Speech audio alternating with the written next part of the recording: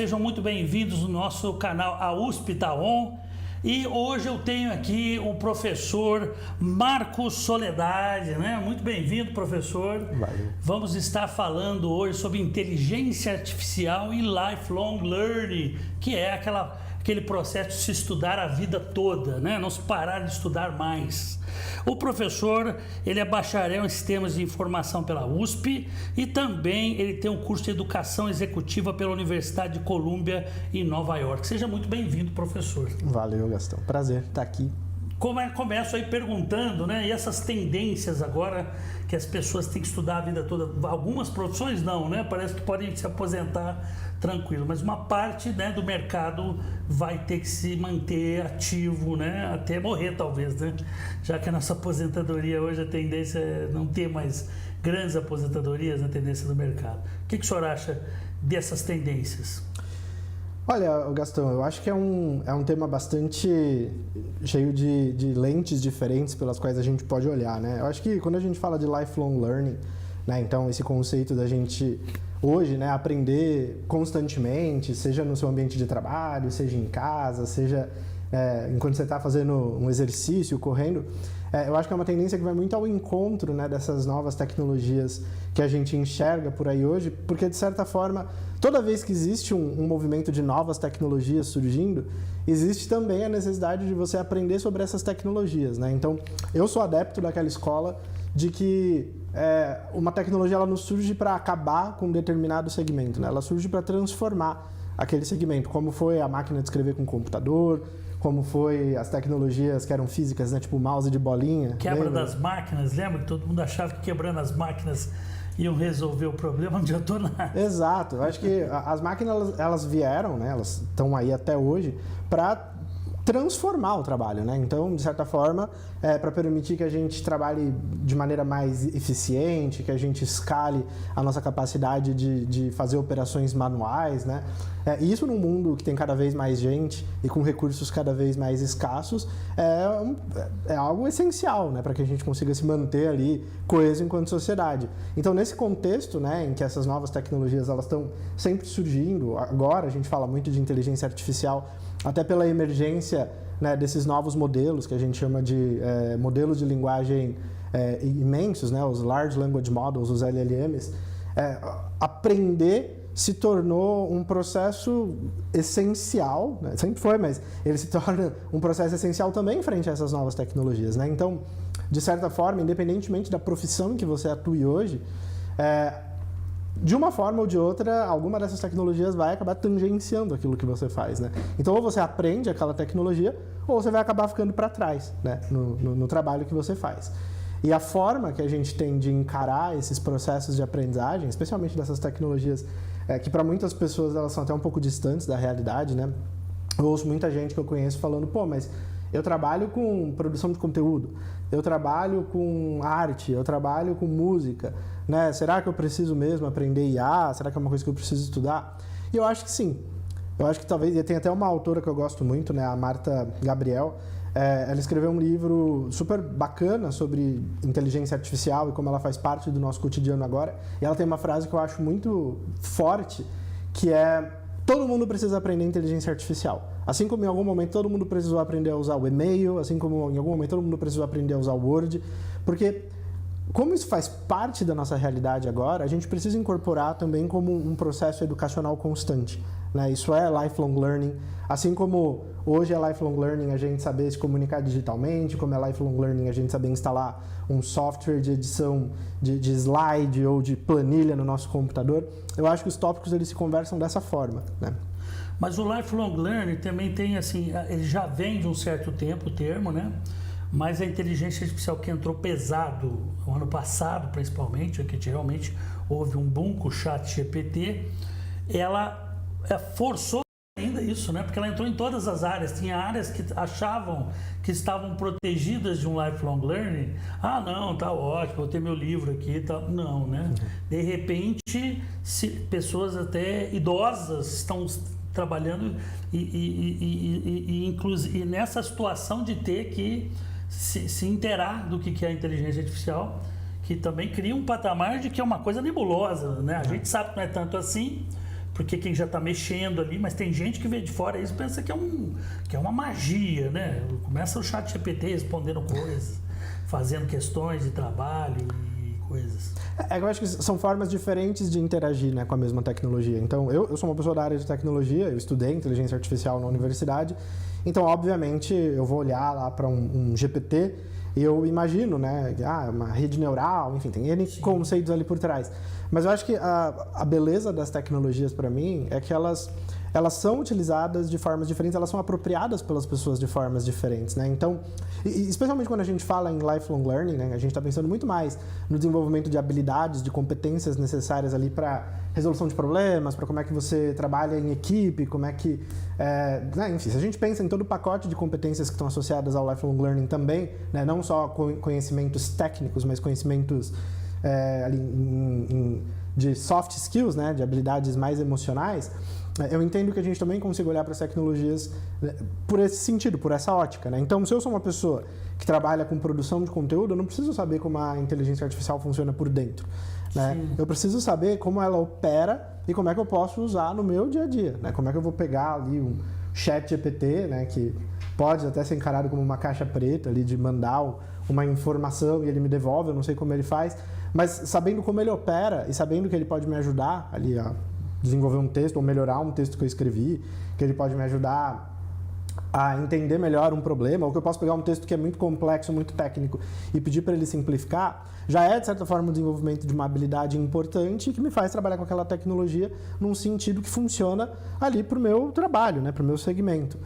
Ou então, se eu particularmente não sei usar um trator, né? Eu acho que a analogia ela funciona dessa forma. Eu não sei usar um trator, mas eu sei para que serve um trator, né? E eu sei que se eu preciso, por exemplo, eu tenho um buraco na minha rua lá que precisa ser tapado de alguma forma, eu vou acionar alguém que saiba usar um trator ali que vai conseguir preencher aquele buraco. Eu acho que é um pouco entender qual é a lente pela qual eu vou olhar, né? Agora, o que eu acho que é problemático, né? Para trazer um contexto para um outro lado.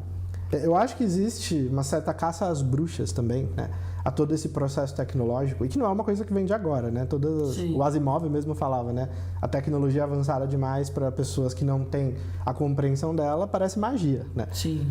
E eu acho que essa caça às bruxas ela é problemática porque a gente acaba olhando colocando a tecnologia no lugar da vilã e não a pessoa que opera, né? E isso pode ser aplicado a qualquer contexto, qualquer tecnologia. Mas eu acho que tem uma visão um pouco catastrófica, apocalíptica da IA, por conta de cinema, de ficção científica, literatura, que traz aquela figura, né, de uma inteligência superior, incontrolável, que vai destruir a humanidade, que vai ganhar a vida própria e fazer uma série de coisas terríveis e acabar destruindo o mundo. Eu acho que quando a gente usa o termo IA, que inclusive nem é uma tecnologia específica, é uma área inteira de estudo, né? Quando a gente usa o termo IA ali para falar dessas tecnologias novas, a gente só precisa tomar cuidado para não cair nesse senso comum, que Sim. é uma visão muito rasa do que significa de fato, né? Vejo vários vídeos, várias pessoas, inclusive influenciadoras aí, trazendo porque o GPT é mais inteligente que o Einstein agora e daqui a alguns anos vai ser... Primeiro de tudo que a IA não gera inteligência por si só, ela precisa ser treinada com um conjunto de dados grande o suficiente, né? Eu acho que parte desse processo de desenvolver novas competências ou competências que estão ali que você precisa aprimorar também compreende o processo de conseguir filtrar um pouco o que é fato do que é fake, né? Então, para eu saber usar bem uma tecnologia IA, primeiro eu preciso partir do pressuposto de que, né, eu não sei como ela funciona, mas eu sei o que é fato, o que é fake sobre ela, então eu sei que ela não vai se rebelar e controlar meu computador e me matar, sei lá, uma coisa desse tipo. Mas eu também preciso entender como ela funciona para que eu consiga usar da melhor forma possível para a minha vida, né? E as aplicações são inúmeras, né? A gente poderia ficar aqui horas e horas falando de como é que a IA pode me ajudar no meu segmento. Mas agora eu vou fazer uma coisa, eu vou botar fogo no parquinho. Eu adoro botar fogo no parquinho, porque é isso que os nossos espectadores esperam, né? Fala uma coisa aí bem polêmica. Mas então, houve uma publicação na CNN dizendo que mais de 300 milhões de empregos vão cair devido à inteligência artificial sem contar a robótica aplicada à inteligência artificial. Porque tem um robô aqui, dos robôs famosos hoje, que está sendo feito na Inglaterra, o próprio ChatGPT, eles fizeram um contrato porque a OpenAI vai alimentar o cérebro desse robô. E o robô virou outro, depois conectaram, né? O OpenAI ficou muito mais semelhante ao ser humano, as reações. Isso é só o começo, estamos falando dos 2 primeiros anos que realmente, efetivamente, a coisa entrou de verdade, né, no mercado todo. Eu mesmo estou sabendo, por exemplo, de mais de 20 locutores desempregados devido a só esse início. Imagino que daqui 2, 3 anos a perfeição do que vai ser, né? Eu, na abertura do meu longa-metragem, eu sou cineasta, sou psicanalista, e o meu terceiro longa, a abertura é uma voz de um senhor de idade e é inteligência artificial, e realmente eu fiquei surpreso porque eu imaginava que ia ser algo robótico. Fui testando vários até que encontrei uma marca, um software que faz com uma precisão, uma qualidade de tonacidade, né, tonalidades todas. Eu achei incrível, assim, ficou muito bom. Tudo bem, você tem todo um trabalho por trás também, você tem que às vezes picar as partes do texto para você conseguir entonação, mas eu gostei muito do resultado. Gostei que eu não estava conseguindo com algumas pessoas, com alguns humanos, né, gravando. Então eu me assusto um pouco, né? Eu não acho só, eu acho que nós vamos ter coisas incríveis. Outro dia também saiu uma outra matéria dizendo que em um dia um grupo de máquinas trabalhando faz o que 10 anos na pesquisa de farmacologia era feito. Quer dizer, a gente vai ver coisas maravilhosas como solução para doenças como AIDS, às vezes câncer, tipos de câncer, uma série de coisas, porque ela tem uma capacidade de trabalhar 24 horas num nível muito alto. Né? Estamos falando aí da entrada de supercomputadores quânticos, que vão fazer isso aí virar uma coisa estratosférica.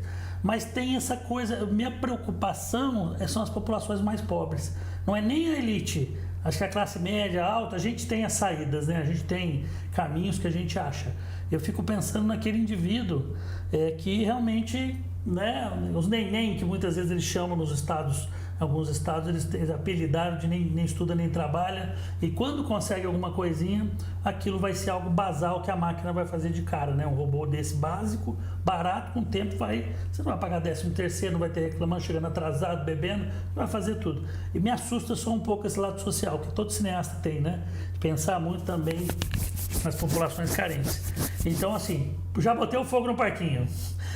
Pode criticar à vontade, não tem problema. O gostoso é a discussão. Baita fogo no parquinho, Gastão. Olha, eu acho que a precarização do trabalho, ela não é uma coisa que vai passar a existir a partir do advento da inteligência artificial ou de qualquer outra tecnologia, né?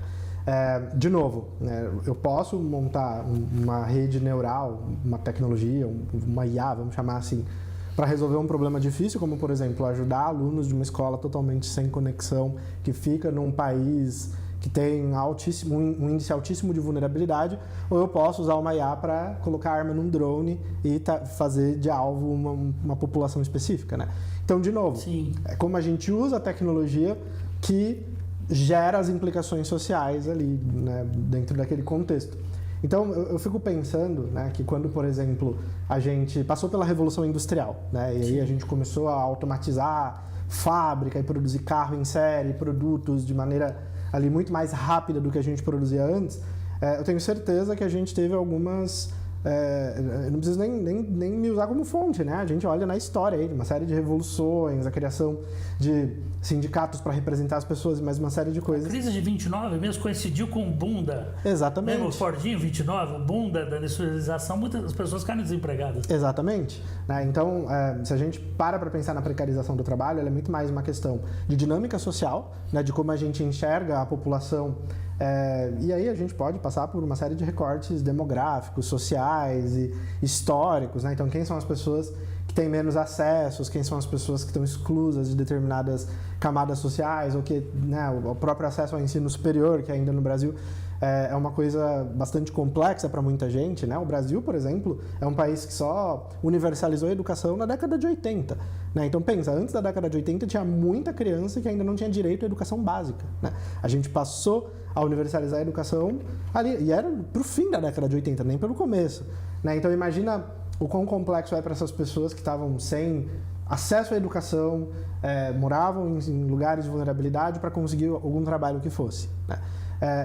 Eu acho que existe, óbvio, né? Eu não sou absolutamente um super especialista em dinâmicas sociais para dizer que não existe. Eu sei que existe uma fragilidade associada a alguns trabalhos, a alguns tipos de serviço, ou ofertas de trabalho, ou postos de trabalho, que a inteligência artificial, ou que, né, algumas aplicações derivadas da área de inteligência artificial possa fragilizar, não nego. Então você mesmo falou, locutores, a gente pensa em produção de conteúdo de maneira geral, tem gente hoje escrevendo e-book inteiro usando IA, e a gente vê mais uma série de casos. Eu tenho certeza que já vai aparecer gente falando, você falou que pensa no social e colocou um locutor digital, tal, mas não é, a gente tem dificuldades com os custos, né, no cinema, é caríssimo, tudo é muito caro, você tem que tentar ter saídas para resolver os problemas. No nosso caso, a gente não dispõe dos milhões que existem na América, por exemplo. A gente faz com 1%, nem isso do que eles têm lá. Não, com certeza. E eu penso que o que eu acho que está por trás assim, de todo esse pensamento é justamente como a gente pode talvez achar um bode expiatório para falar da precarização do trabalho sem necessariamente endereçar as causas estruturantes, né?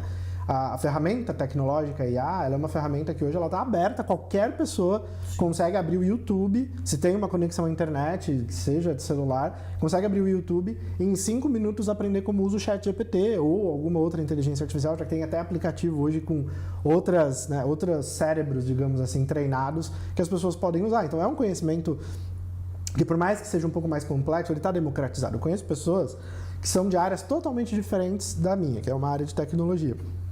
Pessoas que trabalham com marketing, pessoas que trabalham em cozinha, pessoas que trabalham com costura, e são todas pessoas que aprenderam de uma forma ou de outra a chegar no ChatGPT e fazer uma pergunta para ele responder e ajudar a pessoa a chegar em algum lugar. Então, eu acho que existe um movimento, a gente está falando de duas coisas separadas, né? Existe um movimento instrucional, sim, que eu acho que tem super relação com lifelong learning, né? De como é que eu incorporo esse aprendizado na minha vida, e tem um papo sobre precarização do trabalho, né? Então, eu acho que a conversa sobre como a gente minimiza os impactos da precarização do trabalho não necessariamente tem a ver com, por exemplo, parar os avanços da inteligência artificial ou que a inteligência artificial seja a principal culpada. Né? Eu me lembro, fazendo um paralelo, agora que vai fazer esse mês, não sei quantos anos está fazendo, bom, 54, eu falando isso, eu nasci no dia que o Armstrong pisou na Lua, então é a minha idade. Então, assim, diziam muito na época que, poxa, como se está indo para a Lua se tem gente passando fome? Se a gente for parar as tecnologias, tantas coisas que vieram para beneficiar o ser humano com a ida à Lua, né? Tantas coisas que foram criadas para se chegar lá, que foram utilizadas em outras áreas, que beneficiou a população geral, então eu acho que não dá, né? Você tem que evoluir, não tem jeito, você não pode parar a evolução científica por causa de riscos que podem acontecer. Eu acho que a gente vai ter que encontrar saídas, sim, né? Para continuar tudo que estamos fazendo, não vai parar, não tem nem como parar, né? Não tem como voltar.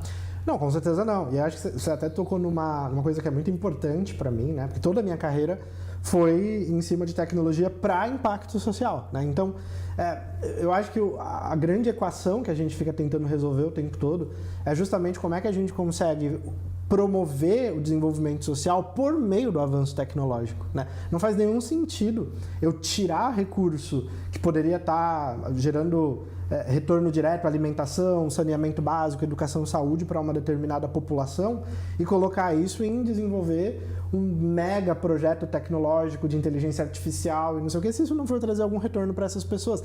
E isso é especialmente importante quando a gente fala num país como o Brasil, que é um país que tem um índice de desigualdade altíssimo, né? Eu acho que a ciência, o desenvolvimento tecnológico, o progresso como um todo, ele precisa estar a serviço de trazer equidade para o nosso país, né? Até porque a gente consegue avançar muito mais enquanto nação e a gente consegue pensar em outras potencialidades da tecnologia, a gente consegue botar, de repente, o nosso primeiro brasileiro na Lua também, quem sabe, a partir de um lugar em que todo mundo esteja equitativo ali, né? Não adianta eu querer fazer isso, né, avançar ali anos-luz a minha pesquisa espacial, exploração espacial, enquanto eu ainda tenho gente abaixo da linha da pobreza, né? Então eu acho que é um equilíbrio complexo, com certeza, né? Mas eu acho que é um equilíbrio importante. E a inteligência artificial tem uma coisa muito boa, que ela ajuda a encontrar soluções, né? Uhum. Ela também faz parte desse processo. Eu vi que eles estão usando, por exemplo, para fazer casas modulares, que podem ser aplicadas para as populações mais pobres. Imagina, devia estar morando num iglu debaixo da ponte. Se tiver uma casa com banheirinho direitinho, uma cozinha, um quarto tudo separadinho, né? Tem soluções legais aí que começaram lá no Japão e hoje podem ser aplicadas em breve.